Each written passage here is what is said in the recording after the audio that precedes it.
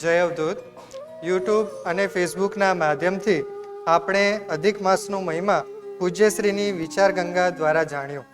સદગુરુની અનન્ય કૃપા થકી જ આપણે આપણા શ્રદ્ધાના સ્થાન એવા નવનાથ ધામમાં દાન ધર્મ કરીને અધિક માસને ચરિતાર્થ કર્યો છે. આજે અધિક માસનો અંતિમ ગુરુવાર છે. આજના દિને શ્રદ્ધામય પુરુષાર્થનો નવો અંક આવ્યો છે, તો પૂજ્યશ્રીને નમ્ર અરજ છે તેના દર્શન કરાવે.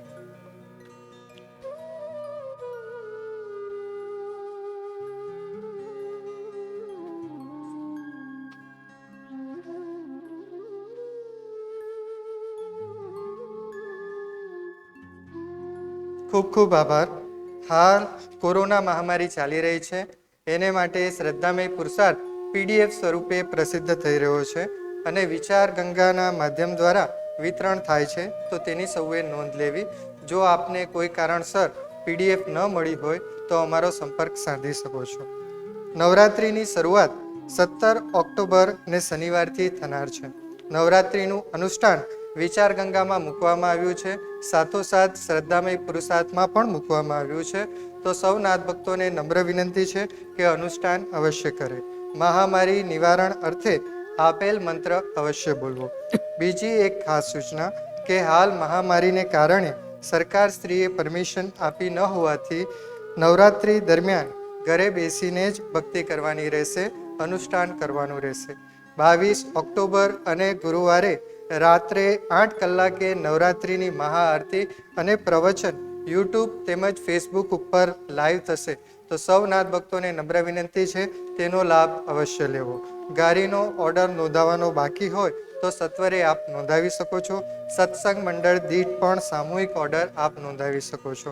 તો હવે આજના પાવન દિને પૂજ્યશ્રીને નમ્ર અરજ છે કે પોતાની દિવ્ય વિચાર ગંગા પ્રવાહિત કરે.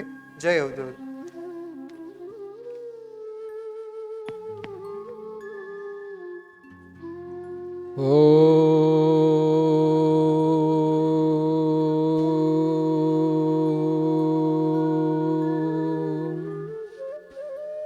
કૃષ્ણ પ્રેમમયી રાધા, રાધા પ્રેમમયો હરી,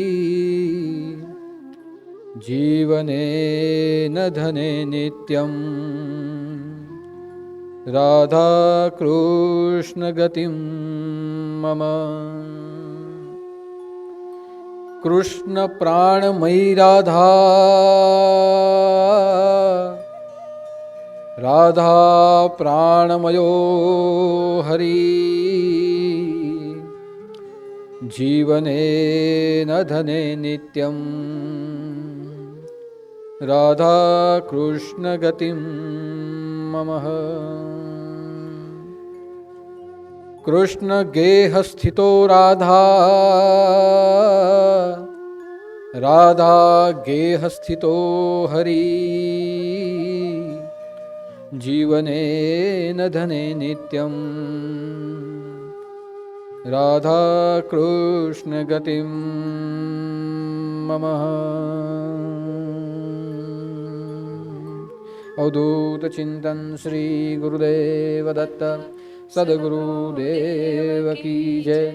નવનાથ ચિંતન શ્રી गुरुदेव दत्त.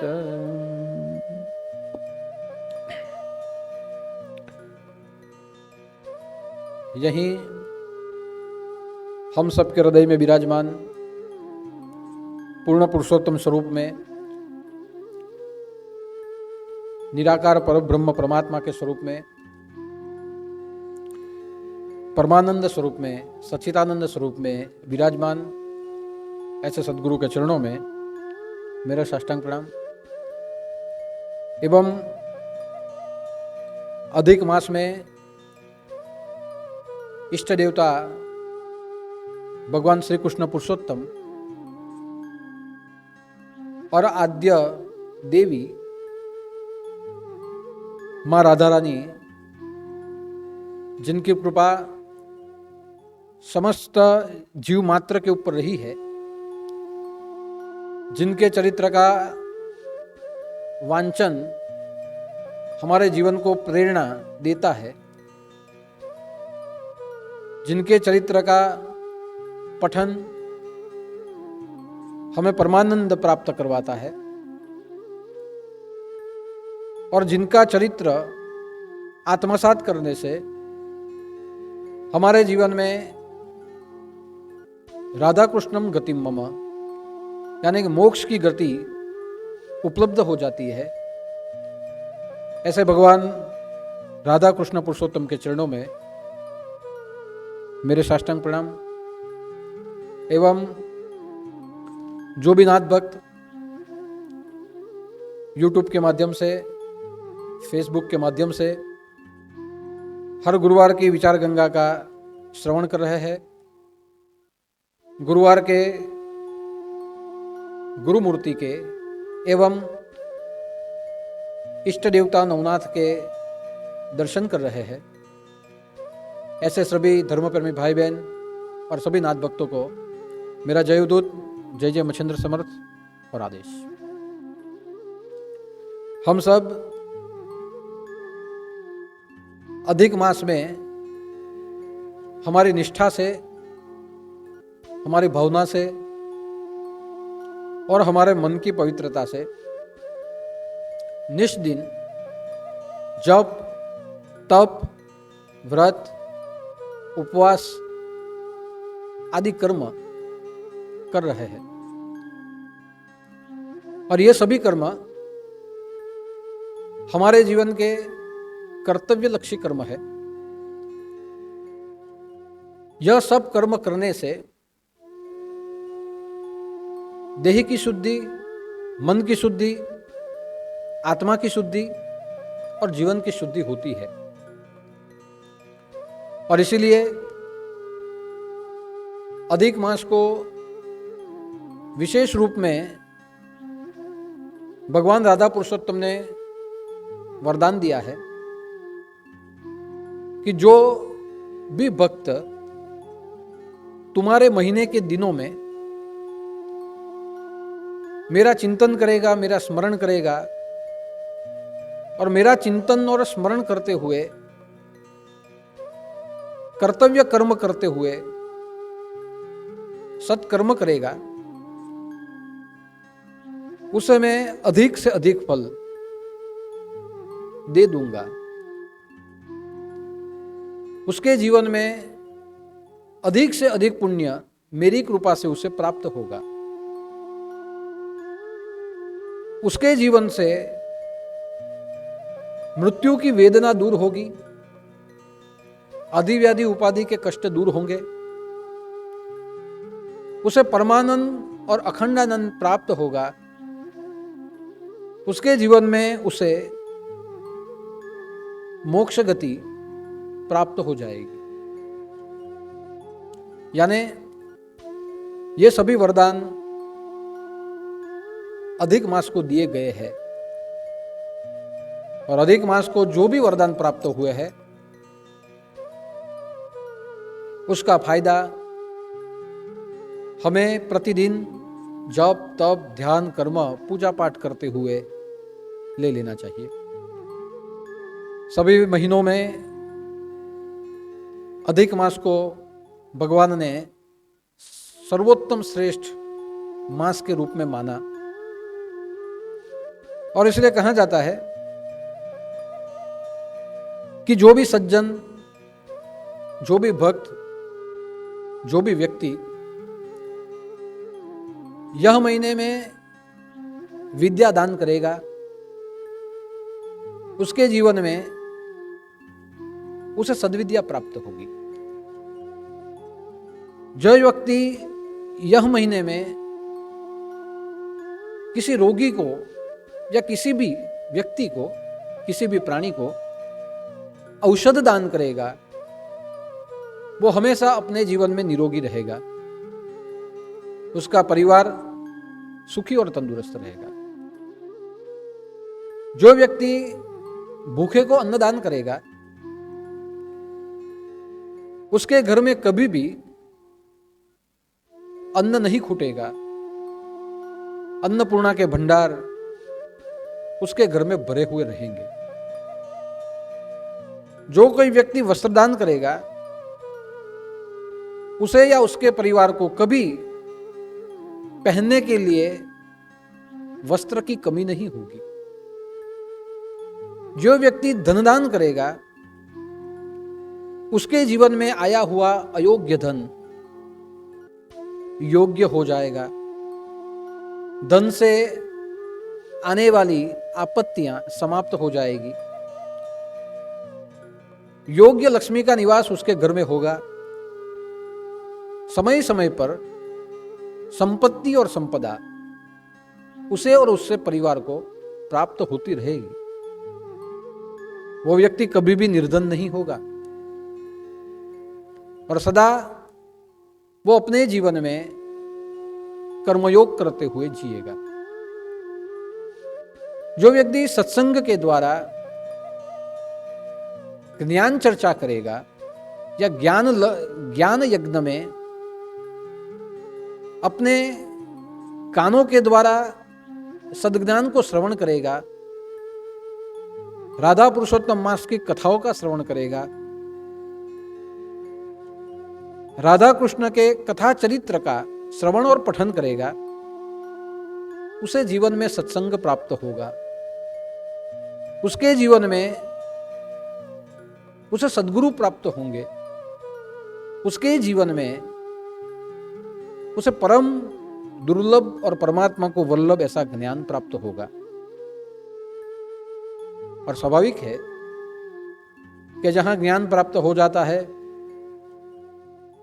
वहां मोक्ष प्राप्त होता है। जहां विद्या प्राप्त हो जाती है वहां जीवन में मुक्ति प्राप्त हो जाती है। जहां जीवन में पुण्य कर्म प्राप्त होते हैं वहां सुख और आरोग्य प्राप्त हो जाता है। यानी यह मास प्रतिपल प्रतिविपल प्रतिक्षण कर्म करने की और हमारी गति को ले जाता है। कोई भी जीव अकर्मा न रहे। सभी जीव मन से, वाणी से, शरीर से अखंड कर्म करते रहे, ऐसा हमारे शास्त्रों ने यह महीने का फल बताया है। इसलिए हम सब पिछले 3 गुरुवार से और आज चौथे गुरुवार तक अधिक मास की कथाओं का श्रवण करते रहे। दान धर्म, पुण्य कर्म, कर्तव्य और कर्म त्याग, सेवा वृत्ति आदि विषयों के बारे में ज्ञान चर्चा करते रहे और मन, वाचा और कर्म से अधिक पवित्र हम हो जाए, उस प्रकार हमारे जीवन की दिनचर्या को हम अनुसरते रहे। और उसका एक ही कारण था कि जो व्यक्ति पवित्र बन जाता है, जो व्यक्ति शुद्ध बन जाता है, वही व्यक्ति परमात्मा के धाम को यानी राधा पुरुषोत्तम के शरण को प्राप्त कर सकता है। राधा कृष्णम गतिर्मम, कि राधा कृष्ण के धाम की गति, परमेश्वर के शरण की गति हमें कब मिलती है? कि जब हम सभी प्रपंचों से मुक्त हो जाए, हमारे अंदर रही हुई दुर्वासनाओं से हम पवित्र हो जाए, हम पश्चाताप करते हुए परिशुद्ध हो जाए, तब जाके हमारे जीवन की उन्नति और ऊर्ध्व गति राधा कृष्ण गति मम, राधा कृष्ण की ओर हो ही जाती है। हम सब हर गुरुवार को गुरु दरबार की ओर गति करते हैं तो उसका एक ही कारण है कि हमारा मन पवित्र हुआ है, हमारा जीवन दुर्वासनाओं से मुक्त हुआ है, हमारे अहंकार का निर्मूलन हुआ है। और इसीलिए शायद सद्गुरु गतिर्मम, हमारी गति हमारे गुरु के चरणों के धाम तक हर गुरुवार को सहजा सहज आ ही जाती है, पहुंच ही जाती है।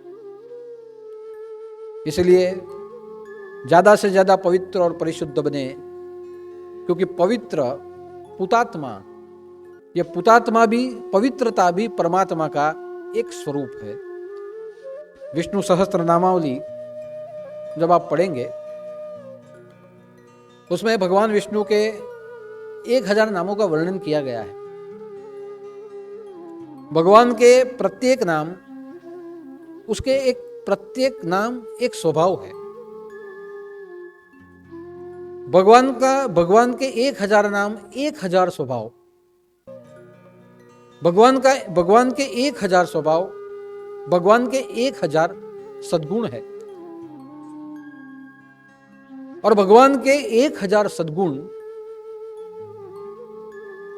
हमारे जीवन के लिए एक दृष्टांत है। यानी मेरा कहने का अर्थ है कि परमेश्वर बहु नामों वाला है, परमेश्वर बहु रूपों वाला है, परमेश्वर बहु अंगों वाला है, और परमेश्वर बहु भावों वाला है।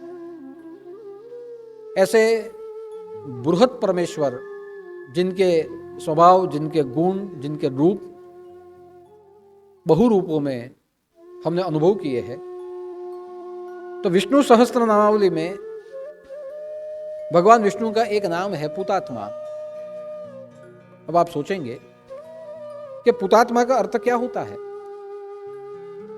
हमने भूतात्मा सुना है, हमने जीवात्मा सुना है, हमने प्रेतात्मा सुना है, लेकिन परमात्मा का नाम तो भूतात्मा है, परमात्मा का नाम तो पुतात्मा है। और पुतात्मा का अर्थ होता है जो पावन हो वैसा, जो पवित्र हो ऐसा, जो परिशुद्ध हो ऐसा, और जिसका स्मरण करने से जीवन में पुनीत प्राप्त हो, पुण्य प्राप्त हो ऐसा, वो होता है पुनीत आत्मा, पुतात्मा। अंतिम गुरुवार को ही मैंने बात कही थी कि स्वच्छता जरूरी है, शुद्धि जरूरी है, शौच जरूरी है, पवित्रता जरूरी है। क्यों जरूरी है? तो उसका एक ही कारण है, जो जीवात्मा है वो पुतात्मा बनना चाहिए। जब तक जीवात्मा पुतात्मा नहीं बनता, तब तक वो परमात्मा को प्राप्त नहीं कर सकता। जीवात्मा कौन है? तो जीवात्मा वो है जो विषयों में पड़ा है, जो माया के बंधनों में बंधा हुआ है, जो अपने कर्म के बंधनों के द्वारा पुनः पुनः जन्म लेता है, अपने प्रारब्ध के कर्म के अनुसार सुख और दुख भोगने के लिए इस भूतल पर जो आवागमन करता है, जिसके जीवन में मृत्यु निश्चित है, उसे कहा गया है जीवात्मा। वह जीवात्मा प्रति क्षण, उसकी गति ही कुटस्थ गति है। वो सदा वासनाओं के बीच में वो घूमते रहता है, इसीलिए उसे जीवात्मा कहा गया है। वो आत्मा तो है, लेकिन जीवात्मा है। अनेकों के शरीर में वो बसा हुआ है, और जहां अनेकों के शरीर में वो बसा हुआ हो, वहां अनेकों के जीवन में वो जीवात्मा माया के बंधनों में लिप्त होते हुए वो कर्म करता है। इसलिए जीवात्मा भोगता है, जो करता है वो भोगता है, प्रति क्षण भोगता है। वो सुख भोगे, कभी वो दुख भोगे, आध्यात्म की गति हो तो आनंद भोगे, आदि व्याधि और उपाधियों को भोगे, वासनाओं को जो भोगे, वो भोगता वो जीवात्मा है। इसीलिए जीवात्मा का निवास कहां है? तो जीवात्मा का निवास इस भूमि के ऊपर है, मृत्यु लोक में है। जीवात्मा जो जीता है वो सभी क्षण या उसके क्षणों के महीने या महीनों के साल या साल के वर्षों, जो भी वो जीता है उसे जीवन कहा जाता है। इसलिए देखिए, जीवन, जीवन यानी वन, जहां वो भटकता है, वन में भटकना होता है, उसके समय में यह मृत्यु लोक में आते हुए वो दर दर भटकता है, और भटकते भटकते भी उसकी प्यास कभी पूरी नहीं होती। वो भटकने वाला जीवात्मा होता है। इसलिए एक होता है जीवात्मा और एक होता है पुतात्मा यानी परमात्मा।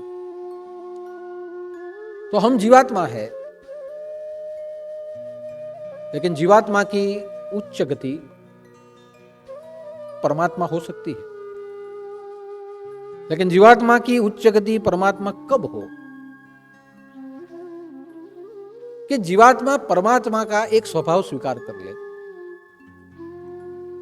आप किसी के कब हो सकते हो? जब उसको पसंद आए वो स्वभाव आप प्राप्त कर लो। पत्नी पति को कब पसंद हो सकती है या कब प्रसन्न कर सकती है, या वो पत्नी कब कहलाती है? जब पति के स्वभाव के अनुकूल वो जीने लगे, तब वो पति को प्रसन्न कर सकती है, तब वो सही रूप में पत्नी बन सकती है। सिर्फ शादी करने से पति और पत्नी का संबंध नहीं बनता। उसी प्रकार पति पत्नी का कब हो सकता है? पति पत्नी को प्रसन्न कब कर सकता है? जब पत्नी के स्वभाव के अनुरूप वो हो जाए, जब उस हिसाब से वो जीने लगे, उसको समझने लगे, तब जाके वो सही रूप में पति हो सकता है। भक्त भगवान का कब हो सकता है? जब वो भगवान ने बताए हुए नियमों से वो जिए, भगवान ने जो ग्रंथों में आचरण बताया है उस धर्म के ऊपर चले, वो आचरण ही धर्म है, उसके ऊपर वो चले, तब वो भक्त भगवान का हो सकता है या वो भक्त बन सकता है। भगवान कब भक्त के बन सकते हैं? जब भक्तों की खूबियों के साथ उसकी खामियों को वो स्वीकार कर ले, तब वो भगवान भक्तवत्सल बन सकता है। भक्त के दुर्गुणों को भी वो स्वीकार ले, भक्त के सद्गुणों को भी वो स्वीकार ले, भक्त के दुखों को वो अंगीकार कर ले, तब वो भगवान भक्तवत्सल बन सकता है। शिष्य गुरु का कब हो सकता है? गुरु को प्रसन्न कब कर सकता है? कि जब वो गुरु ने बताई हुई आज्ञा, गुरु ने दी हुई आज्ञा और आदेश के ऊपर जब वो चले, तब वो चेला बनता है। गुरु ने बताए हुए आचरण पर वो चले, तब वो शिष्य बन सकता है। गुरु ने जो ज्ञान दिया है उस ज्ञान का अनुसरण करे, तब जाके वो शिष्य बन सकता है, यानी गुरु को प्रसन्न कर सकता है। गुरु कब शिष्यों का हो सकता है? कि जब शिष्य की आंतरिक वेदनाओं को वो सहन करे, शिष्य को योग्य मार्ग के ऊपर लाए, प्रतिक्षण शिष्य की उन्नति हो, उसके जीवन में अज्ञानता न आए, ऐसा दीपक बनते वो जलते रहे, और शिष्य की जितनी भी अज्ञानता है उसे वो अपने हृदय में सहन करते हुए अंदर हाथ सहारवे और बाहर वाहे चोट, बाहर से उसका परीक्षण करते जाए और अंदर से उसको मजबूत बनाते जाए, तब वो गुरु शिष्य का हो सकता है। किसी भी परिस्थितियों में 24 घंटे जो शिष्य का स्वीकार कर ले, उसके उत्तरदायित्व का जो स्वीकार करे, तब वो गुरु बन सकता है। और इसलिए कहा है कि बंदगी से दूर रहे वो बंदा नहीं होता, बंदगी से दूर रहे वो बंदा नहीं होता, और बंदे से जो परहेज करे वो खुदा नहीं होता। दोनों एक दूसरे के प्रति समर्पित हो जाए, तब जाके एक दूसरे के हो सकते हैं। ठीक वैसे ही जीवात्मा परमात्मा की प्राप्ति कब कर सकता है? जब जीवात्मा परमात्मा के स्वभाव का स्वीकार करे, जब जीवात्मा परमात्मा के गुणों को ग्रहण करे, जब जीवात्मा परमात्मा के जैसा परमात्मा को प्राप्त करने का एक अधिकारी बने, और वो अधिकार, वो गुण, वो स्वभाव, उसका नाम है पुतात्मा। पुतात्मा का अर्थ है पवित्र बने, पुण्यशाली बने, शुद्ध बने, तब जाके जीवात्मा परमात्मा तक पहुंच सकता है। इसलिए आपने देखा होगा कि पवित्रता अनेक प्रकार की होती है। मैंने अंतिम गुरुवार को भी बताया कि पवित्रता अनेक प्रकार की होती है। ठीक वैसे ही हमारे अंदर का पुतात्मा, यानी कहने का अर्थ है कि हमारी पवित्रता वस्तुलक्षी भी हो सकती है और व्यक्तिगत भी हो सकती है। वस्तुलक्षी यानी दृश्यमान, पदार्थलक्षी।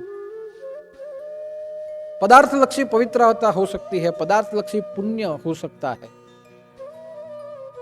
जैसे कहने का अर्थ है, हम किसी स्थान में चले गए, बहुत बड़ा धार्मिक स्थान है, 12 ज्योतिर्लिंग है, गंगा का घाट है, काशी विश्वेश्वर का स्थान है, 4 धाम है, मां के शक्तिपीठ है।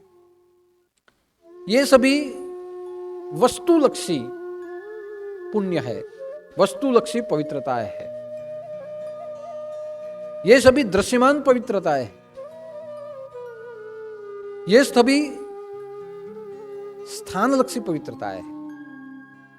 जहां की पवित्रता को स्वीकार करने के लिए हमें सोचना न पड़े, क्योंकि वो बरसों से वो धाम बने हुए हैं। ज्योतिर्लिंग जहां है वहां बरसों से धाम बना है, वहां बरसों से जप तप पूजा पाठ होते हैं।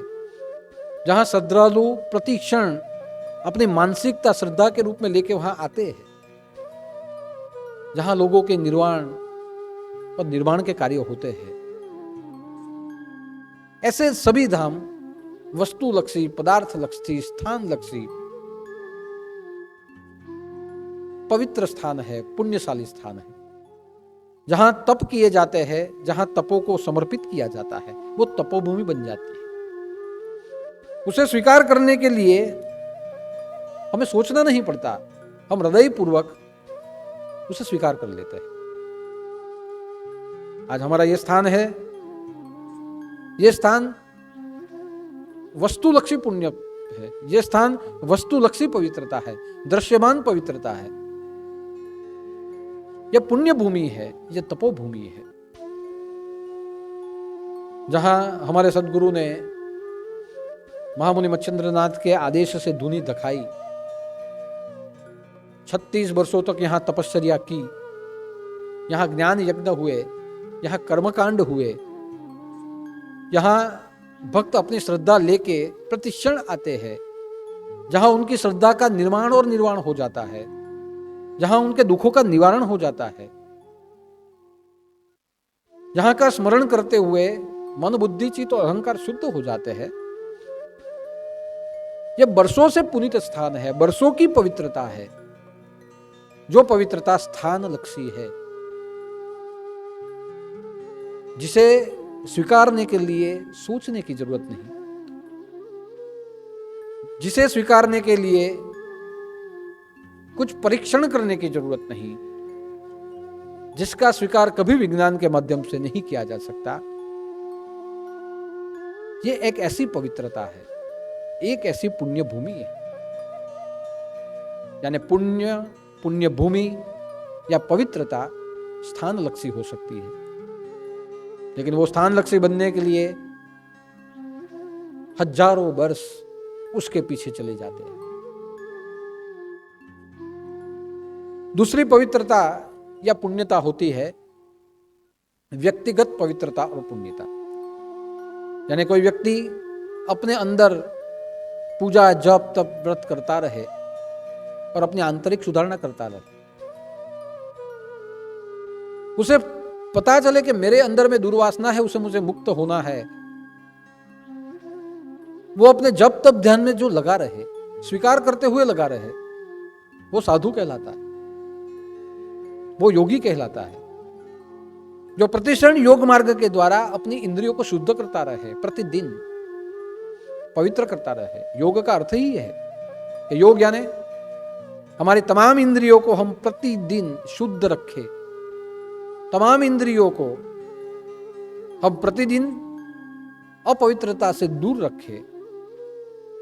ज्यादा से ज्यादा हमारी जितनी भी इंद्रियां हैं, वो सभी इंद्रियों और उसमें सबसे बड़ी इंद्री मन, उसमें संयम रखे। वो होता है योग। तो जो योगी अपने योग करते हुए अपनी इंद्रियों को सदा पवित्र रखने की ओर जाए, जिस साधु को पता चले कि आज मेरे भीतर में यह दुर्वासना है, वो दुर्वासना से मुक्त होने के लिए वो अपने जप तप और अनुष्ठान करता रहे, उसे कहा जाता है व्यक्तिलक्षी, व्यक्तिगत पुण्यता, व्यक्तिगत पवित्रता।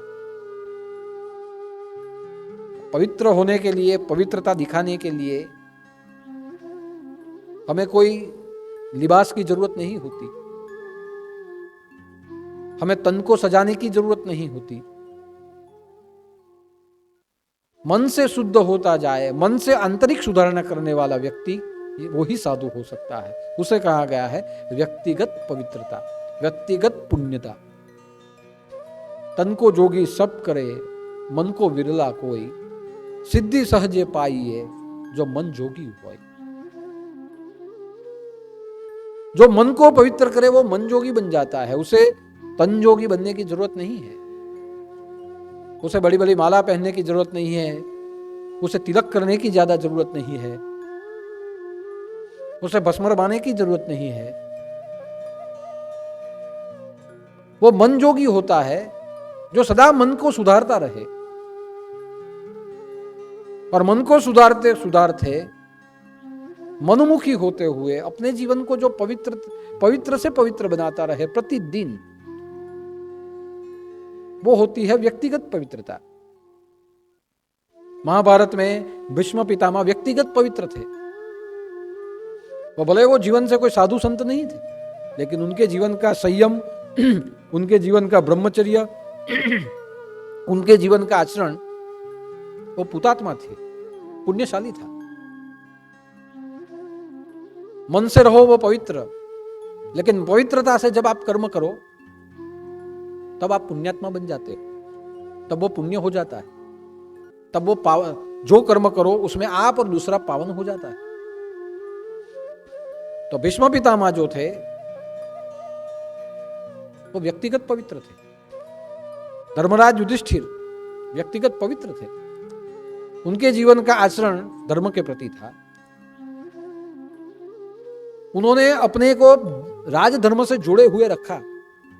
वहां युधिष्ठिर व्यक्तिगत नहीं थे, और इसलिए उन्हें धर्मात्मा कहा गया है कि अंदर से पवित्र थे, प्रतिदिन अपने जीवन को वो सुधारते रहते थे। और जहां वो प्रतिदिन अपने जीवन को सुधारे वहां वो महात्मा है। अब देखिए, एक दिन स्नान कर ले तो एक महीना स्नान नहीं करेंगे तो चलेगा? सुबह उठ के मुंह एक बार साफ कर ले तो 30 दिन मुंह साफ नहीं करेंगे तो चलेगा? हम हर रोज नहाते हैं, हर रोज मुंह साफ करते हैं, रोज हमारे शरीर की साफ सफाई करते हैं। क्यों करते हैं? एक बार नहाने से वापस उसके ऊपर मैल जमता है, दूसरे दिन वापस नहाना चाहिए, शुद्ध हो जाना चाहिए, पूरे दिन में वापस मैल चढ़ेगा। तो अपवित्र प्रतिक्षण होते हैं, इसीलिए पवित्रता का प्रयोग भी प्रतिक्षण होना चाहिए। और इसलिए जप तप पूजा पाठ प्रति मिनट के लिए होता है। 1 घंटा हो गए, अब 2 दिन नहीं करेंगे, ये नहीं चलता। नियम से होना चाहिए, प्रतिदिन होना चाहिए, प्रतिक्षण होना चाहिए। अपवित्रता प्रतिक्षण होती है तो पवित्रता भी प्रतिक्षण होनी चाहिए। दिवाली आई और आपने अपने घर को साफ सफाई कर लिया, जो जाले लगे थे उसे साफ कर दिया। अब 1 दिवाली तक नहीं करेंगे तो क्या सब जैसे का वैसे रहेगा? नहीं रहेगा। उत्सव आने से पहले हम सब साफ सफाई करते हैं, वापस 1 महीने के बाद उत्सव आए उसके पहले वापस हमें साफ सफाई करनी पड़ती है। हम खुद बोलते हैं कितने महीनों से साफ नहीं किए थे तो जाले लगे थे। तो देखिए, एक बार शुद्ध हो जाने से कोई शुद्धि नहीं होती। अपवित्रता प्रति क्षण हमारी ओर आती है, प्रति मिनट हमें पवित्र होना।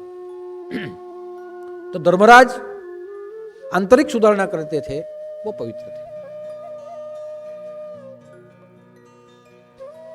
ठीक वैसे ही अर्जुन को देखे तो अर्जुन भी पवित्र था, विदुर भी पवित्र थे। महाभारत के ऐसे कई पात्र जो प्रतिशत उसे महात्मा माना गया, उन्हें साधु माना गया। विदुर को भी साधु माना गया, भीष्म पितामह को साधु माना गया, युधिष्ठिर को साधु माना गया, कुंती को साधु माना गया। प्रतिक्षण वो पवित्र होते थे। यानी तन जोगी करने की बात नहीं है, मन को जोगी करने की बात है। तब जाके आप पवित्र और पुण्यशाली बन सकते हो।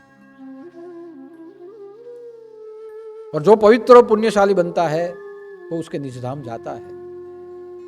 जब महाभारत का युद्ध समाप्त हुआ और काफी समय तक हस्तिनापुर का राज्य युधिष्ठिर ने पांडवों के साथ मिलते हुए चलाया, और जब अंतिम निर्वाण का जब समय आया तब सब लोगों ने, हम जानते हैं, सब कैलाश गमन करके गए कि चलो कैलाश हिमालय में चले जाते हैं और कैलाश गमन करते हैं, वहां मोक्ष मिलेगा। तो सब कैलाश की ओर यात्रा करते हैं, पद यात्रा।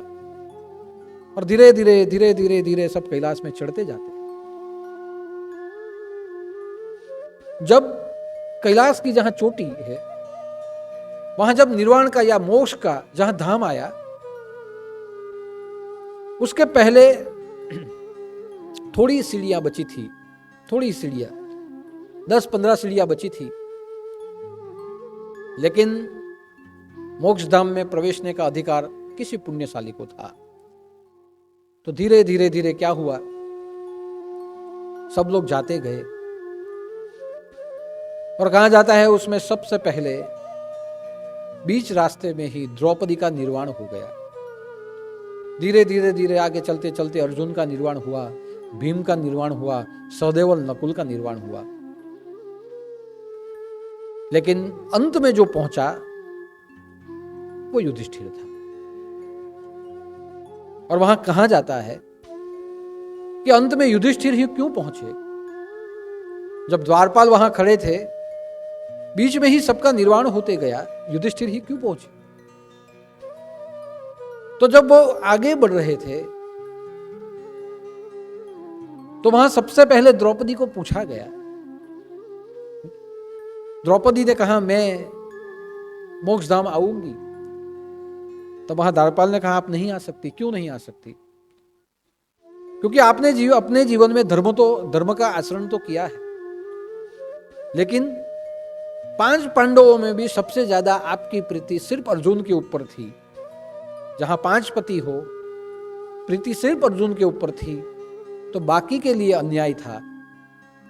इसीलिए यहां वही आ सकता है जो परम पवित्र हो, परम पुण्यशाली हो, जीवन में सबके साथ समान रहा हो, जिन्होंने जीवन में न्याय किया हो।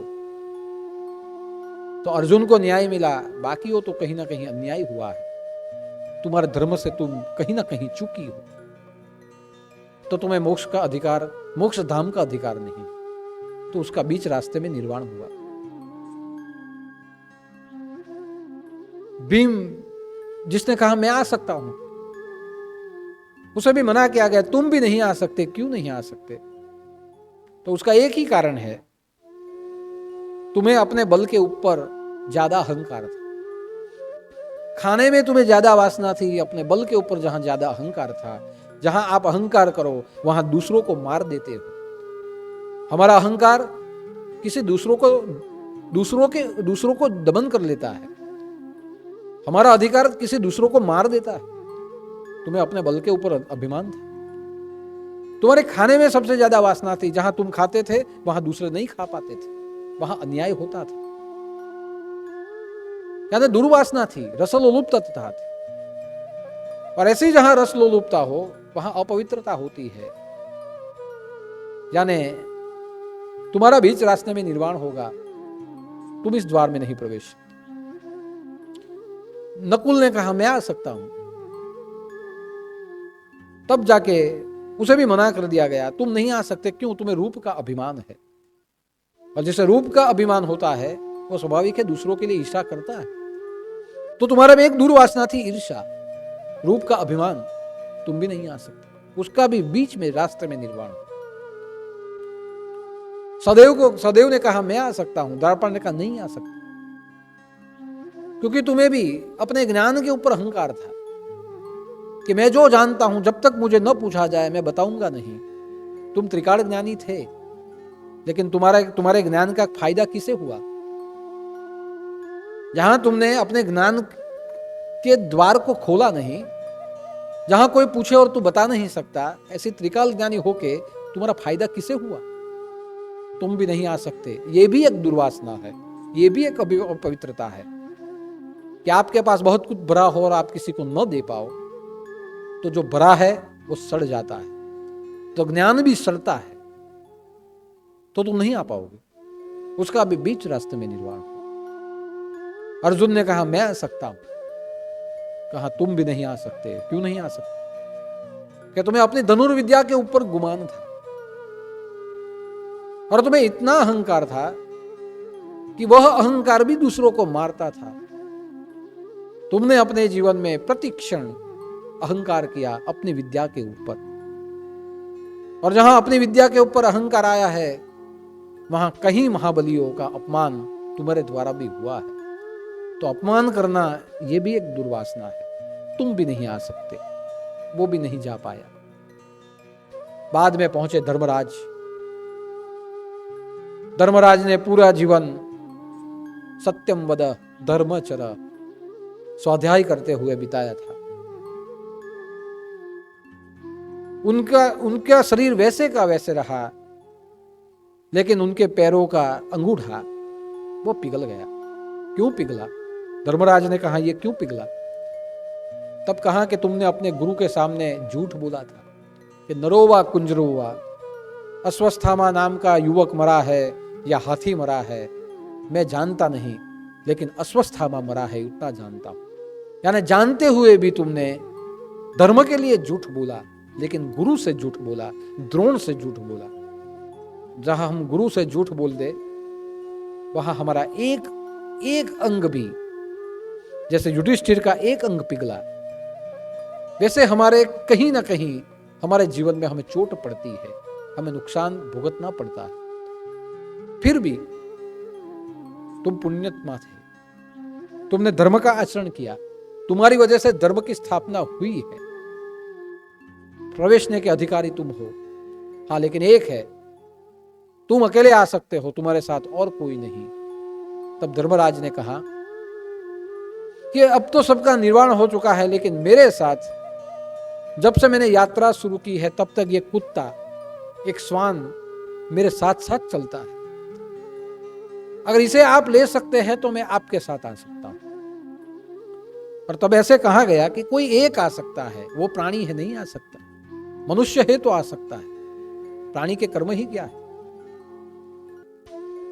तब युधिष्ठिर ने कहा कि मैं नहीं जानता उसके कर्म क्या है, लेकिन इस मोक्ष की यात्रा में उसने मेरा सहकार दिया, मेरा सहभागी बना है। हमने साथ साथ खाया, साथ साथ पिया है, उसने मेरा रक्षण किया है, उसने अपना धर्म बजाया है। अगर ये प्राणी आपके द्वार में नहीं आ सकता तो मैं तो पामर हूं, मैं क्यों आपके साथ आऊं? ये आए तो ही मैं आ सकता हूं। वहां ही वो स्वान, वहां धर्मराज यमराज बन के प्रकट हुए और कहा, मैंने तुम्हारी कसौटी ली थी कि तुम धर्मराज थे। पुण्यात्मा जो होता है, जो पुतात्मा होता है, जो पवित्र होता है, वो अकेला पवित्र नहीं होता, उसके साथ सबको वो पावन करता है। तो तेरे साथ चलते चलते चलते मैं चलते गया और मैं यही देखना चाहता था कि तेरे अंदर का पुण्य, तेरे अंदर की पवित्रता मुझे स्वीकार करती है कि नहीं करती। और मेरे लिए तूने मोक्ष को भी ठुकराया, तो जाओ युधिष्ठिर, मोक्ष मार्ग में आप प्रवेश कर सकते हो। धर्मराज स्वान के साथ उसमें प्रवेश कर गए।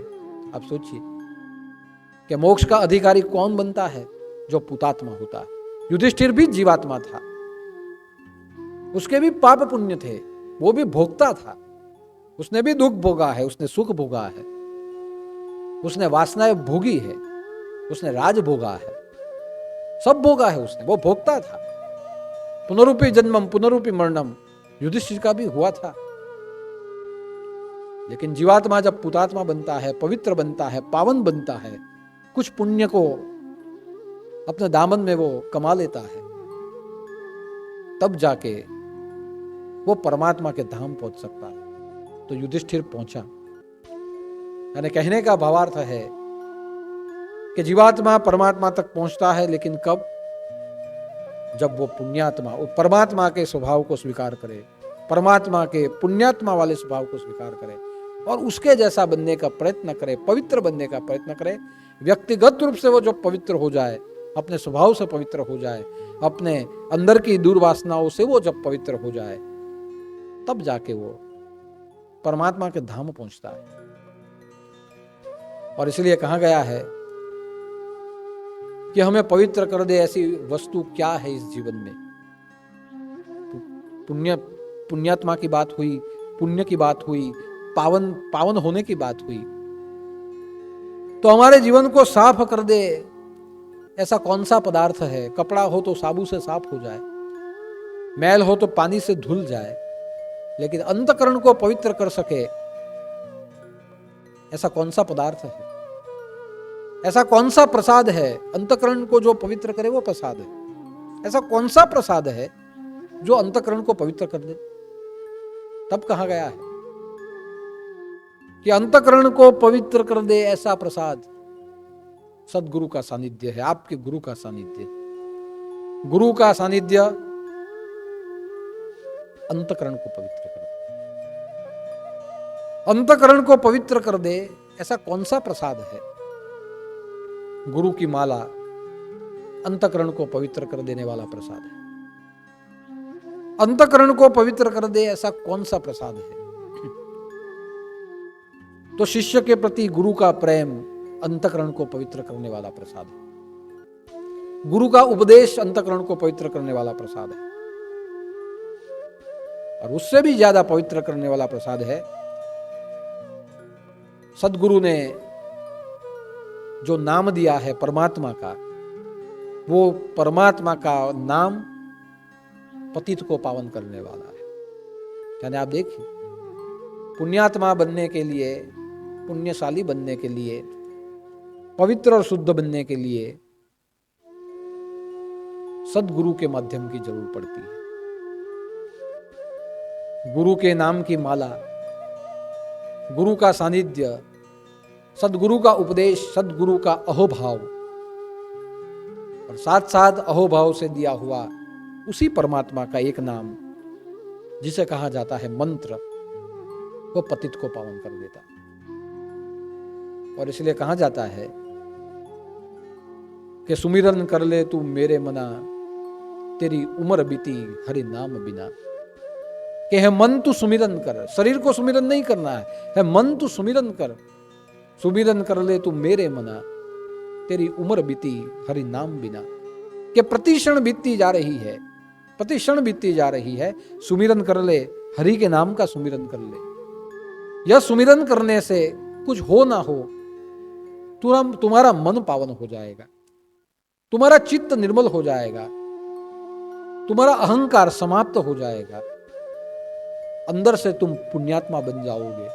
यानी पुण्य से पुण्य अधिक पुण्यशाली जो कोई है वो परमात्मा का नाम है। लेकिन कौन सा नाम? जो गुरु ने दिया है, गुरुमुखी नाम है। इसलिए आपने देखा होगा कि मीरा को नाम संत रोहिदास जी ने दिया था कि मेरे तो गिरधर गोपाल। वो गुरु के दिए हुए नाम से वो पवित्र हुई और मीरा का अंतकरण इतना पवित्र हुआ कि गली गली हरि गुण गाने लगी। दुनिया की सभी गलियां मीरा के द्वारा पवित्र हो गई। जहां जहां मीरा जाती थी वहां वहां पवित्रता फैलती थी। नरसिंह मेहता को भी नाम दिया गया अपने गुरु के द्वारा। जब उसे भी नाम मिला, उन्होंने अपने जीवन को पवित्र कर दिया। संत तुकाराम को नाम मिला, उसने अपने जीवन को पवित्र कर दिया। और इसलिए कहा जाता है कि सबसे अधिक जरूरी है जीवन में नाम जप का महत्व, नाम स्मरण का महत्व। और जहां नाम स्मरण का महत्व हो जाए वहां देह से हम मुक्त हो जाते हैं, वहां वस्तु से हम मुक्त हो जाते हैं, वहां संसार से हम मुक्त हो जाते हैं। और इसलिए कहा गया है कि नाम स्मरण एक ऐसी भक्ति है जो करने के लिए आपको कुछ छोड़ना नहीं पड़ता।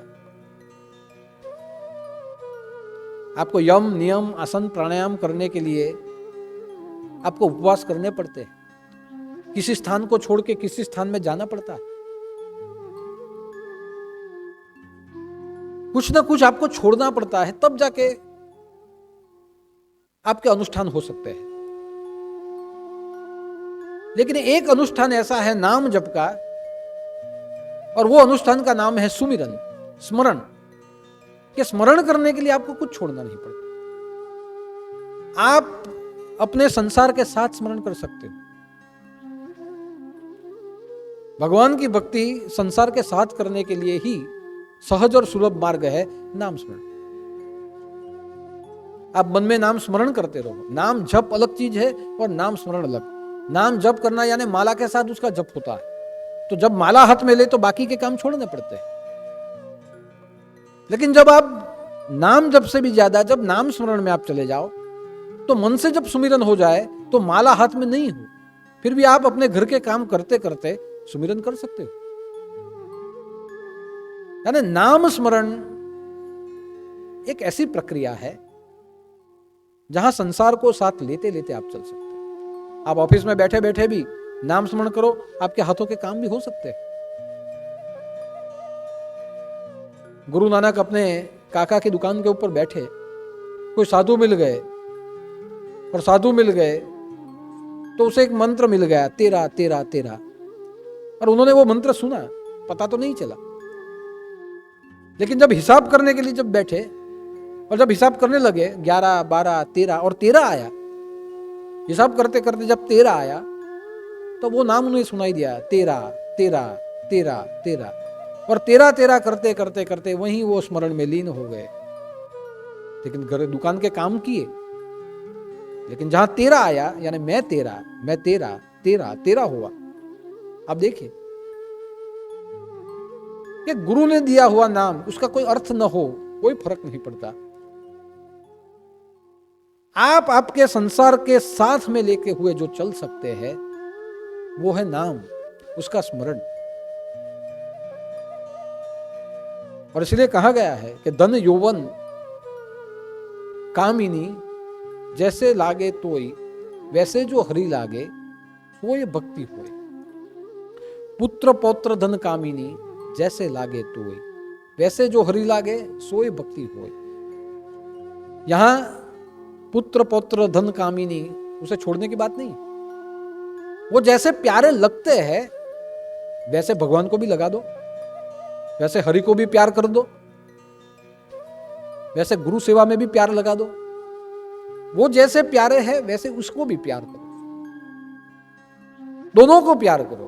तो अगर भगवान को प्यार करने के लिए संसार को छोड़ना, ये नहीं है। पुत्र पौत्र धन कामिनी, कि धन जैसे आपको प्यारा है, पुत्र पौत्र प्यारा है, अपनी पत्नी जैसे प्यारी है, जैसे आपको आपका परिवार से प्यार है, वैसा ही प्यार अगर आपके गुरु ने जो नाम दिया या आपके गुरु ने जो आज्ञा दी, जो भी कुछ दिया है, उसे भी साथ में रख लो। अगर वो भी आपके साथ में आ जाए, वो ही भक्ति हो, कि सब साथ में लेके जो चले वो भक्ति होती है। भक्ति सर्वांग है, सबको साथ में लेके चलती है। और इसीलिए कहा गया है कि भगवान का नाम स्मरण पतित को पावन करने वाला।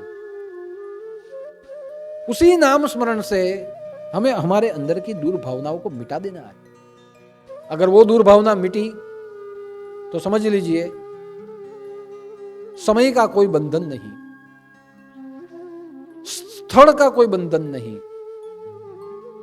स्थान का कोई बंधन नहीं, ये देह का कोई बंधन नहीं।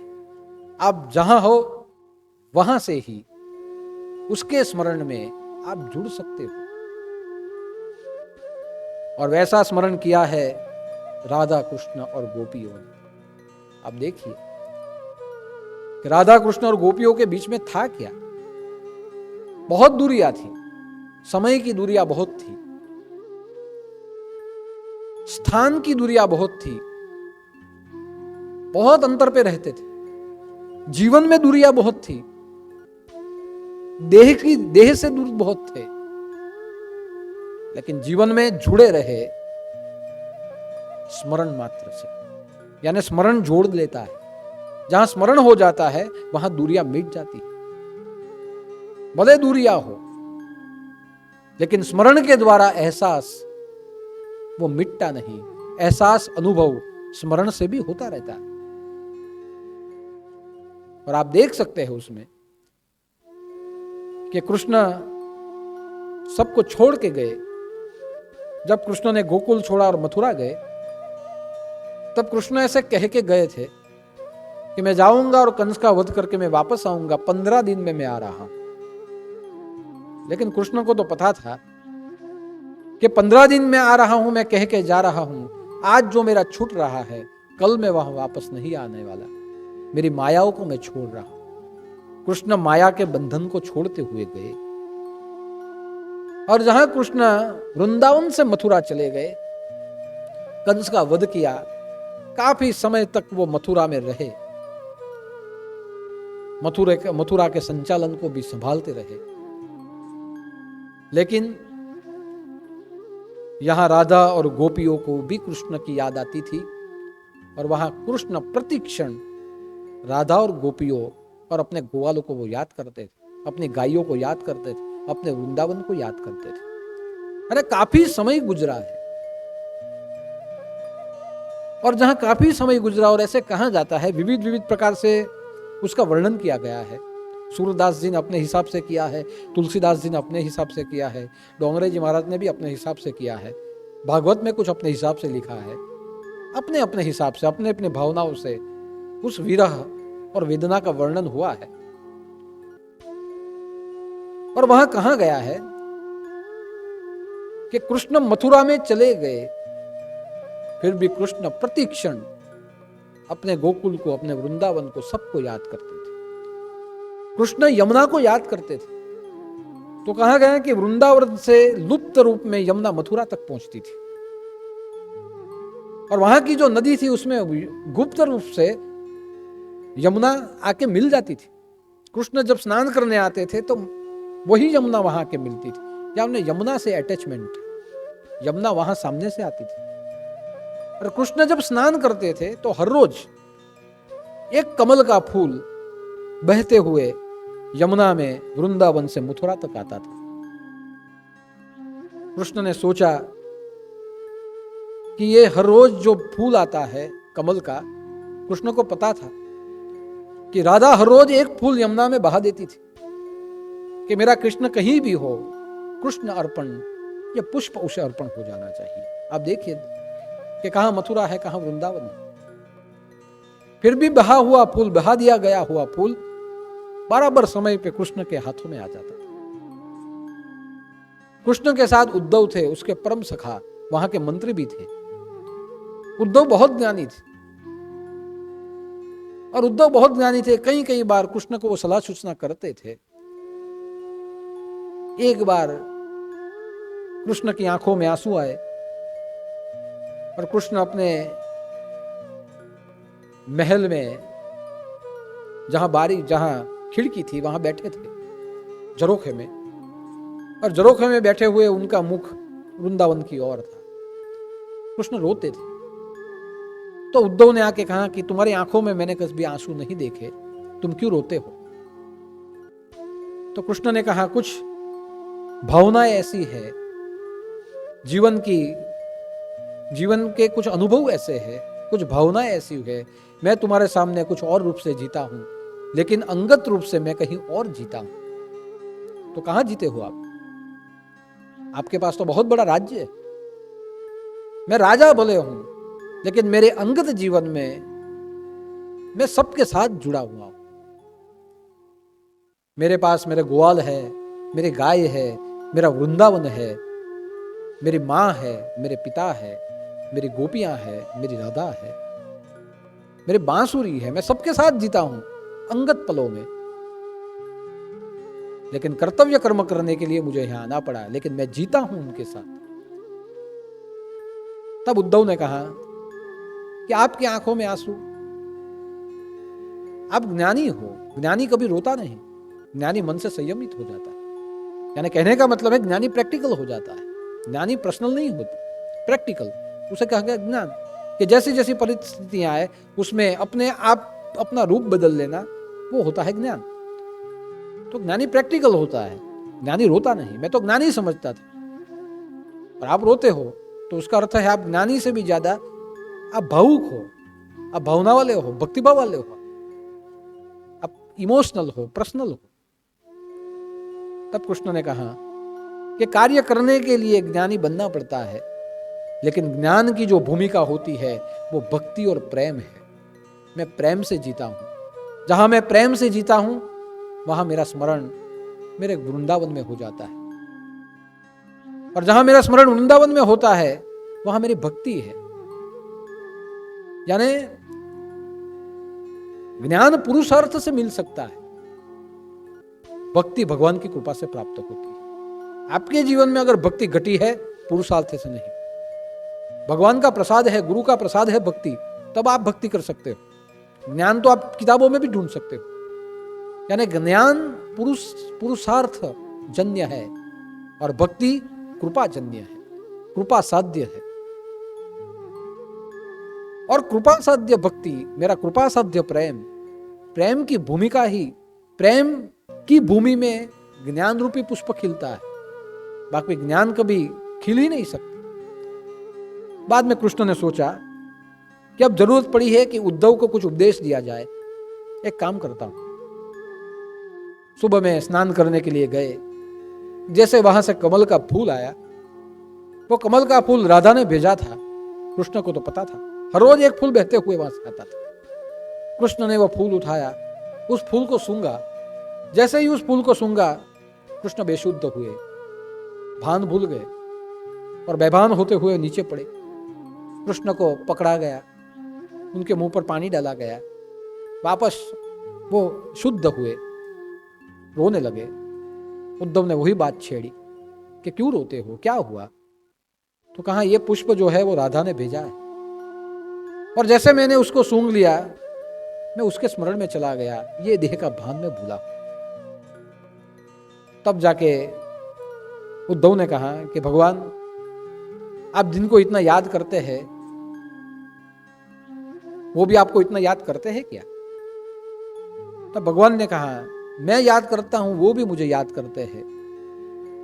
तब उद्धव ने कहा बराबर है, दोनों बराबर है, ज्ञान जैसी कोई बात ही नहीं, भावना से आप जीते हो।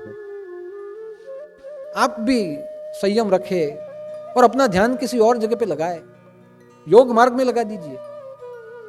और आप अगर कहे तो मैं उन्हें कह दे, अगर उनकी याद आने से आपको याद आती है तो मैं उनको जाके उपदेश दे दूं कि भाई वो अभी कृष्ण आने वाले नहीं है, बहुत साल बीते, अभी कृष्ण आपके लिए नहीं है, ये दुनिया के लिए है। क्यों आप उनको याद करती हो कि आपको याद आए, और आपको उनको याद करते हो कि उनको आपकी याद आए? छोड़ दीजिए ये सब। कृष्ण ने कहा ठीक है, तो मैं क्या करूं? बस अपना ध्यान किसी और जगह पे लगाइए, और अपना ध्यान और जगह पे लगाते हुए उनको भूलिए। ठीक है, मैंने तुम्हारी सलाह मान ली, अब तुम जाओ और उन्हें कह दो कि मुझे भूल जाए। उद्धव गए, ज्ञानी थे। उद्धव ने रथ निकाला, रथ में बैठ के गए। जैसे उद्धव रथ में बैठ के गए, सबको मिले हैं वहां। बात बहुत लंबी हो जाएगी। सबको मिले वो, नंद राजा से मिले, यशोदा से मिले। देखा तो उनके दिमाग में तो आज भी कृष्ण खेलते थे। याद तो सब कृष्ण को करते थे, लेकिन सब अपने मन से कृष्ण के साथ जीते थे। धीरे धीरे यशोदा को मिले और ऐसे लगा कि मां से बालक दूर है, लेकिन अभी भी यशोदा प्रति क्षण कृष्ण के लिए चिंता करती है। कृष्ण के लिए भोग, आठों प्रहर भोग आज भी यशोदा रखती है। नंद राजा आज भी उसके विरह में है, फिर भी वो तो ऐसे ही कहते हैं कि आज भी कृष्ण हमारे साथ जीता है। प्रातः काल हुआ, ब्रह्म मुहूर्त हुआ। गोपियां यमुना नदी में स्नान करने के लिए आई। उद्धव जी वहां पहुंचे। सभी गोपी स्नान करती थी, आंसू उनके बह रहे थे, और कृष्ण को याद करते हुए सब रोती थी। उद्धव जी गए और उद्धव जी ने गोपियों को कहा कि मैं मथुरा से आया हूं, मेरा नाम उद्धव है, कृष्ण ने मुझे भेजा है। जैसे कहा कि कृष्ण ने मुझे भेजा है, सभी गोपियां वहां आके उनको घेर लिया कि कृष्ण ने भेजा है, बोलो क्या संदेश है कृष्ण का। तो तब उद्धव जी ने कहा, कृष्ण का संदेश है कि तुम उन्हें भूल जाओ, तुम उन्हें भूल जाओ, वो तुम्हें याद नहीं करते, अब तुम उन्हें भूल जाओ, और उनके विरह में अभी रोना छोड़ दो, वो कभी आने वाले नहीं। तब गोपियां हंसने लगी कि मिले हम ही तुमको मिले, तुम क्या कहने आए हो हमें, और तुम जो कह रहे हो हम ये मानने के लिए तैयार ही नहीं है कि कृष्ण हमें कहे कि तुम भूल जाओ। और भूल जाओ वो किसे कहना चाहिए? जो भूले, हम तो उसे आज भी याद करते हैं। जो यहां से गया ही नहीं, उसे हम क्यों भूले? तो उद्धव ने पूछा, क्यों, ये कृष्ण कहां यहां है? तब एक गोपी ने आके कहा, आज सुबह ही हमने कृष्ण को एक कदम के वृक्ष के ऊपर बांसुरी बजाते देखा। दूसरी गोपी आई, उसने कहा कि आज ही हमने कृष्ण को यहां पेड़ के पास खड़ा हुए देखा। दूसरी आई, उसने कहा आज मैंने कृष्ण की बांसुरी सुनी, और बांसुरी सुनते हुए मेरे काम छोड़ते हुए मैं यहां दौड़ के आई। हम रोज सुनते हैं, जो यहां से गया नहीं उसे हम क्यों छोड़े? जो हमारे रोम रोम में बसा है उसे हम क्यों भूले? हम उसे नहीं भूल सकते। तब जाके उद्धव जी ने कहा कि मैं आपको एक सलाह देता हूं, भूल जाओ, जप तप व्रत करो, योग करो, क्योंकि योग वही होता है जहां हम हमारे मन का संयम कर दे। योगी योग करते हैं और मन को संयम करते हैं। या यमुना तट के ऊपर आप योग करो और उसे भूलो। तब गोपियों ने कहा कि हजार साल तक तप करने के बाद भी, योग साधने के बाद भी परमात्मा में मन नहीं लगता। बिना योग किए हुए हमारा मन हमारे कृष्ण में लगा है, हम क्यों योग करें? हमारा प्रेम ही योग है, उसका स्मरण ही योग है। हमें विरह है, लेकिन हमारे विरह में भी उसका मिलन आज भी है, हम आज भी उसके साथ जीते हैं। यानी उद्धव, ये सलाह सूचना किसी और को दे देना, जो भूला है उसको दे देना, जिससे वो बिछड़ा है उसको दे देना, हमें क्यों देते हुआ? और ऐसी बातें जब कही और गोपियों ने कहा कि तुम्हें ऐसे, तो आप क्यों हमारे यहां आए? कृष्ण ने कहा, तो कहा कृष्ण ने ही कहा है, और कृष्ण भी आपको याद करते रोते हैं, इसलिए मैं कहा। कहां रोते हैं? तो मथुरा में। तब जाके गोपियों ने कहा कि तुमने तो उसको मथुरा में ही देखा है, हमने तो उसे सब जगह पे देखा है। जो समझ ले कि कृष्ण मथुरा में है तो समझ लो कि तुमने कृष्ण को पहचाना ही नहीं। जिसने जन्म से ताले तोड़ दिए उसको कौन सा बंधन है? मथुरा में देखने वाले तुम उसे आज भी तुम उसको समझ नहीं पाए। कृष्ण अत्र तत्र सर्वत्र है, इन पेड़ों में है, ये यमुना की नीर में है, यहां की धूल में कृष्ण है, ये गायों में कृष्ण है, यहां की ध्वनि में कृष्ण है। कृष्ण हर जगह है। और तुम कहते हो कि मथुरा में बैठा है। जाओ जरा देख लो, हम मथुरा में नहीं, हम पूरे विश्व में कृष्ण को देखते हैं। यानी हमें योग मत सिखाना, योग तुम्हें चाहिए। कृष्ण के साथ रह के भी तुम उसको समझ नहीं पाए, योग की आवश्यकता तुम्हें। और वहां गोपी कहती है कि हम तो समझे थे कि कृष्ण का मंत्री बहुत ज्ञानी होगा, लेकिन तुम्हारा जीवन कमल के पत्ते के जैसा है कि सरोवर में कमल का पत्ता रहता है फिर भी उसको पानी नहीं लगता। वैसे कृष्ण के साथ आप रहते हो फिर भी कृष्ण का प्रेम आपको नहीं लगा। तुम्हारा जीवन पानी में डाला हुआ तेल के समान है कि पानी में तेल डाल दिया जाए साथ साथ तो रहते हैं, लेकिन तेल और पानी, एक तेल कभी पानी के साथ नहीं मिल सकता। वैसे तुम्हारा जीवन पानी में रखा हुआ तेल के जैसा है। उद्धव की आंखें खुली। उद्धव ने समझा मैं तो इन्हें सिखाने आया था, मैं ज्ञान देने आया था। ये ज्ञान, जो इनका जो ज्ञान है वो निराकारी ज्ञान है, मैं नहीं समझ पाया। गोपियां उन्हें राधा के पास ले गई। चलो राधा से मिलना है ना, राधा से मिलवा देते। राधा वहां बैठी थी। राधा कृष्ण को याद करती हुई रो रही थी। और जहां कृष्ण को याद करती राधा रो रही थी, वहां उसके बाल बिखरे हुए थे, मुरझाया हुआ उसका मुख था, अंतर में वेदना थी, आंखें भरी हुई थी। वसन अस्त व्यस्त था, वन अस्त व्यस्त था, लेकिन दुख लता हरी भरी, यानी दुख हरा भरा हुआ था। राधा वहां बैठी थी। राधा को बैठी देखते हुए उद्धव जी ने सोचा इनको उपदेश दिया वो तो उन्हें नहीं लगा, चलो ये दुखी है इसे उपदेश दे दो। तो राधा के पास गए और उद्धव ने कहा कि मैं मथुरा से आया हूं। राधा ने कहा क्या लेने आए हो? मथुरा से क्यों आए और क्या लेने आए? मैं मथुरा से आया हूं तुम्हें संदेशा देने, और जो संदेशा है कृष्ण ने भेजा है। क्या भेजा है? कृष्ण ने कहा है मुझे भूल जाओ, अब मैं वापस नहीं आने वाला, मुझे भूल जाओ। राधा ने तुरंत कहा कि अगर कृष्ण ने तुम्हें कहा है मुझे भूल जाओ, तो उसे भी कह देना कि तुम भी हमें भूल जाए। वो भूल सकता है तो हम भूलेंगे। और दूसरी बात, यहां से कोई गया ही नहीं, वो गया ही नहीं, तो उसे छोड़े क्या और उसे भूले क्या? उद्धव ने कहा कि तुम्हारी यह हालत देख के पता चलता है कि उसके विरह में तुम हो। राधा ने कहा हां मैं विरह में हूं, उसे मैं याद करती हूं। याद करते हुए मेरी काया कांटे जैसी हो गई है। कांटों सा बदन हुआ है मेरा, कांटों सा बदन उसका हुआ है। मेरी काया कांटे जैसी हो गई है। जैसे कोई तपस्वी बिना खाए पिए वायु भक्षण करते हुए तप करे, उसकी काया कांटे जैसी हो जाती है, उसके बाल बिखर जाते हैं। परमात्मा को पाने की विराग्नि उसके अंदर तपी हुई होती है। आंखों से उसके मिलन के लिए आंसू बहते हैं, उसके दर्शन के लिए।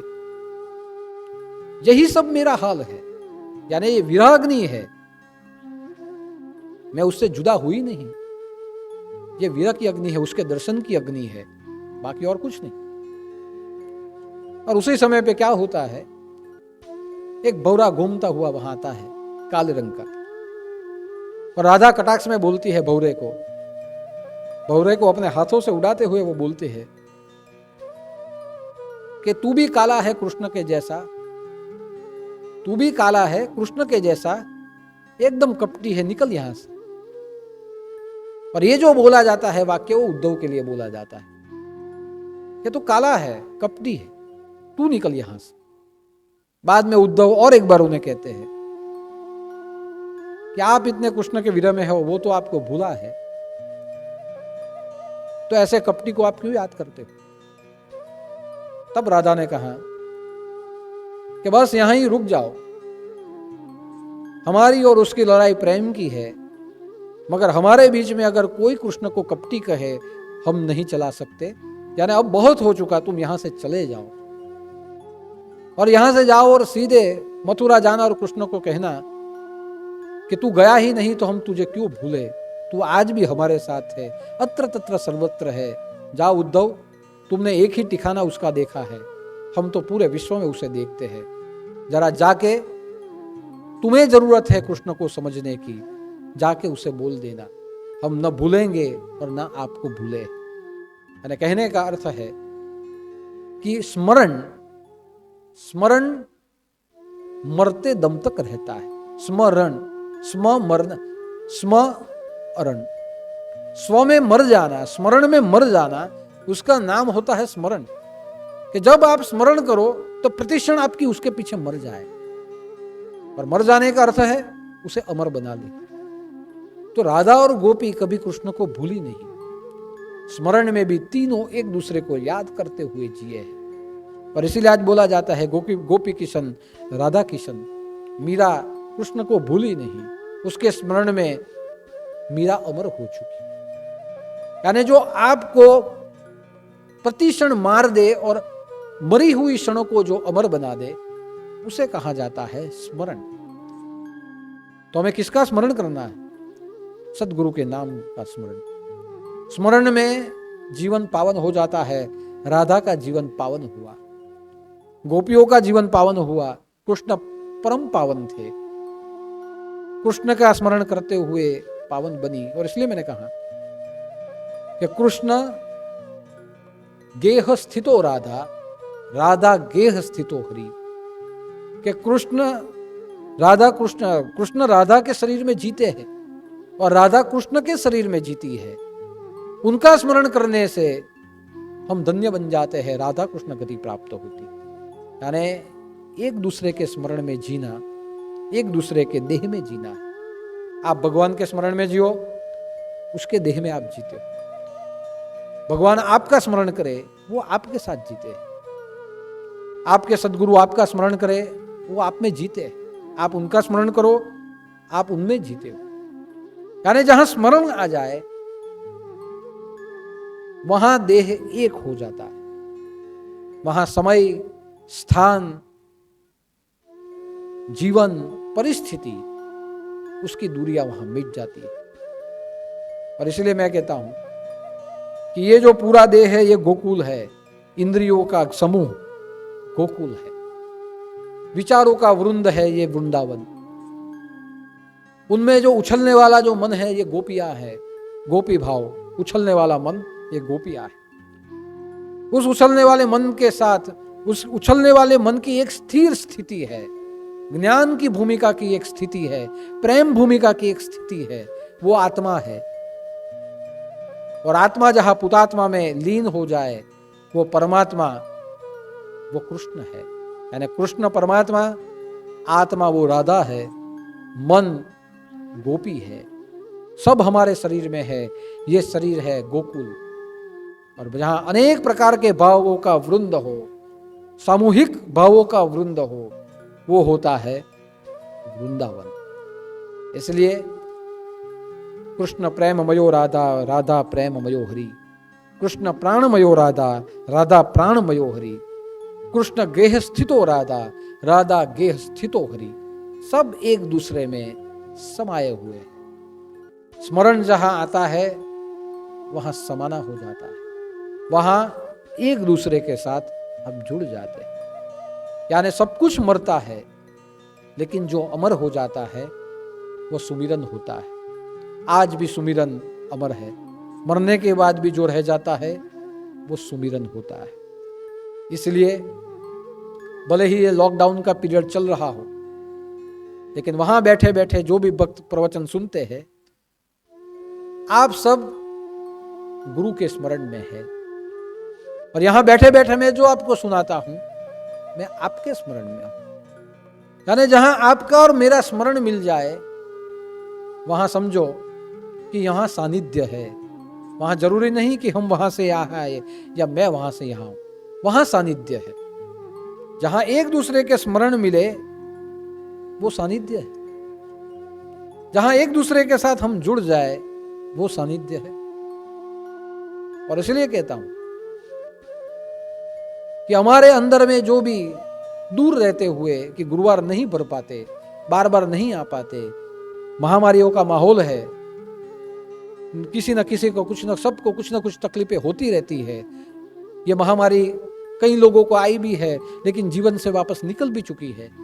यानी ऐसी सब परिस्थितियां जहां है वहां ध्यान रखिए कि भले आपके भीतर में वेदना हो, आपके भीतर में भले ही वेदना हो, लेकिन वेदनाओं के तरंग होते हैं। वेदना तरंगों के द्वारा आपके भगवान तक, आपके गुरु तक पहुंचती है। यानी आपकी वेदना तरंग तक यहां तरंग होते हुए यहां आती है। वेदना का कोई रंग नहीं होता, वो तरंग होते हुए आती है। जैसे जल में तरंग होते हैं वैसी वेदना की तरंगे यहां आती है। आप जो भी प्रार्थना करते हो, प्रार्थना के पांव नहीं होते, लेकिन प्रार्थना के पंख होते हैं। श्रद्धा के पंख से उड़ती हुई आपकी प्रार्थना हर रोज यहां तक आती है। और इतना ध्यान रख लीजिए कि गुरु का प्रेम है और गुरु का प्रेम बहते हुए आप तक आ जाता है। जैसे वायु जैसे बहता है वैसे गुरु का प्रेम सर्वव्यापी है, वो बहते हुए आपके जीवन तक आता है। और जहां वो प्रेम आपके जीवन तक आ जाता है, समझिए दोनों की ओर से स्मरण, सुमिरन कर ले मेरे मन। आप वहां से स्मरण करते हो, मैं यहां से करता हूं। यानी स्मरण के माध्यम से जहां जुड़ना हो वो होता है सानिध्य। हम सब मानसिक सानिध्य से एक दूसरे के साथ जुड़े हैं। इसलिए कहना चाहूंगा कि अधिक मास में पावन से पावन कर देने वाला कोई हो तो पावन से पावन कर देने वाला स्मरण होता है। स्मरण से शुद्ध हो जाइए, स्मरण से जुड़ जाइए, स्मरण से अमर हो जाइए। जो स्मरण से जुड़ जाता है उसके जीवन की प्रति क्षण अविस्मरणीय हो जाती है। इसी को कहा जाता है भक्ति, इसी को कहा जाता है प्रेम, इसी को कहा जाता है नाम का स्मरण। तो आज का गुरुवार स्मरण मात्र गुरुवार है। स्मरण करना चाहिए, स्मरण से जुड़ना चाहिए। अब ये लॉकडाउन कहां तक चले हमें पता नहीं। महामारी फैलती जा रही है, घर घर में पहुंच रही है, और वह कितने समय तक सबको दूर रखे वो पता नहीं। लेकिन हमारे अंदर का स्मरण प्रति क्षण हमें हमारे सद्गुरु के सानिध्य तक लाता है। हमारी भावना हमारे भगवान तक वो पहुंचाता है। इसीलिए जहां भी है वहां से स्मरण करते रहिए। आज के गुरुवार को हम सद्गुरु के चरणों में प्रार्थना करते हैं। आज मैंने राधा, कृष्ण, गोपी और उद्धव की कथा संक्षिप्त में सुनाई, और ये कथा इसीलिए सुनाई सब लोग स्मरण से जुड़े थे। ठीक वैसे ही हम वहां से अपने स्मरण से यहां तक जुड़े रहे। तो सब लोग मिलके, सब भक्त मिलके प्रार्थना करते हैं कि हम सब आपके स्मरण से जुड़े हैं, हमारी भावनाओं के से जुड़े हैं, हमारे विचारों के तरंगों से, वेदनाओं के तरंगों से हम जुड़े हैं। हमारे गुरु का प्रेम वायु के रूप में हमारी ओर बह रहा है, प्रवाहित हो रहा है। प्रति क्षण हमें उसकी अनुभूति भी हो रही है। यही अनुभूति हमारे जीवन को होती रहे, हमारे भगवान का प्रेम हमें प्राप्त होता रहे, हमारा स्मरण उनकी ओर जुड़ा हुआ रहे, ताकि ये आई हुई जो समस्या है उसमें दूर रहते हुए भी हम उसके साथ नजदीक से नजदीक जी पाए। 25 बार गुरु मंत्र बोलते हुए यही प्रार्थना करते हैं कि हम स्मरण में जिए, स्मरण में मरे और हमारे स्मरण जितने भी है वो हमेशा हमेशा के लिए अमर हो जाए, ऐसी प्रार्थना करते हैं।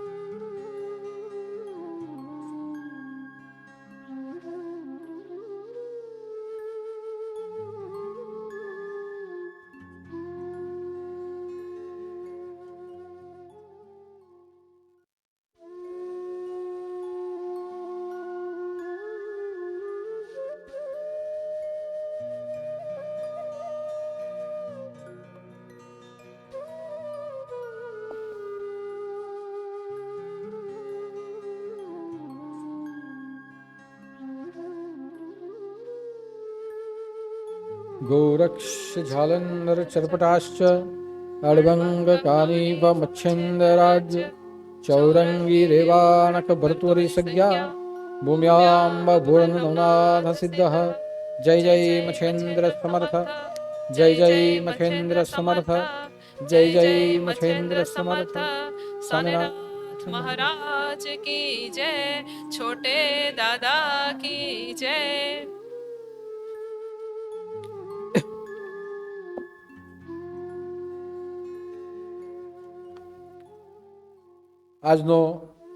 आज का अधिक मास का विचार गंगा का संदेश भगवान के चरणों में, अंतिम गुरुवार अधिक मास का है, हम भगवान के चरणों में अर्पित करते हैं।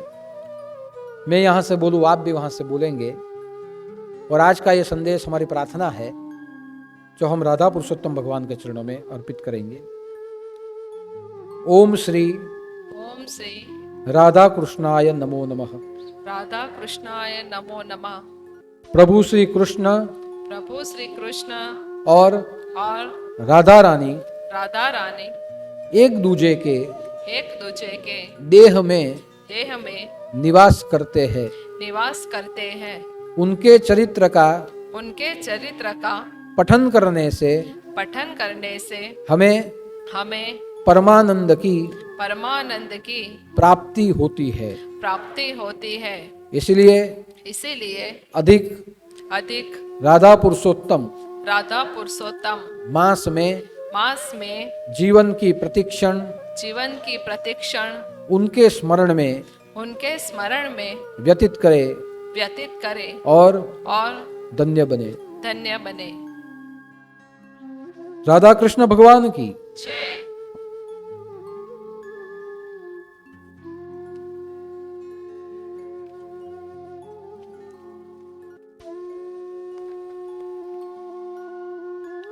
अधिक मास का भंडारे में योगदान हुआ है। जानकी राम भाई पटेल बिजलपुर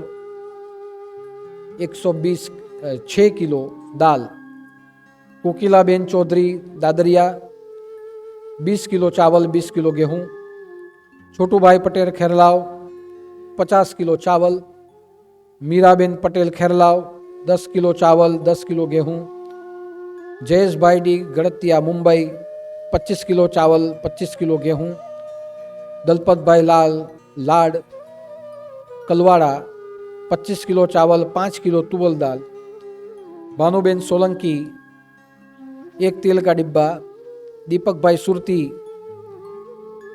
25 किलो गेहूं 25 किलो चावल, कांताबेन राठौड़ बालडोली 25 किलो गेहूं, रमन भाई लाड डिंडोली 1 तेल का डिब्बा,